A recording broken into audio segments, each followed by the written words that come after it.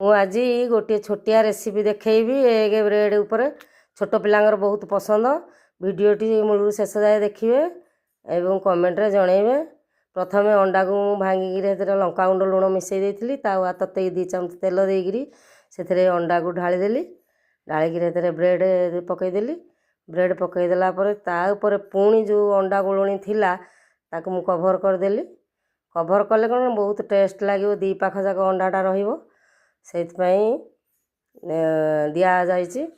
ଏଥର ଲେଉଟାଇ ଦେଲି, ପଛ ପାଖ ହେଇଯାଇଛି। ଏପଟଟା ଲେଉଟି ଦେଲା ପରେ ମୁଁ କାଢ଼ିଦେବି।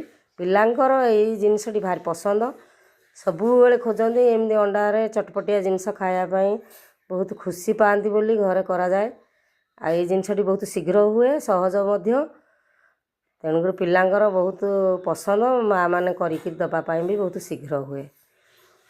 ଏଥରକ ଆମର ଯେଉଁ ଅଣ୍ଡାକୁ ବ୍ରେଡ଼୍ ବହୁତ ଚଞ୍ଚଳ ତିଆରି ହେଇଯାଇଥିବାରୁ ପିଲାଙ୍କର ମନ ବି ଖୁସି, ଆମ ମନ ବି ଖୁସି। ଆଉ ଏଥର ଭିଡ଼ିଓଟି ଯଦି ଭଲ ଲାଗିଥାଏ ଲାଇକ୍, ସେୟାର, କମେଣ୍ଟ କରିବେ। ଜୟ ଶ୍ରୀରାମ।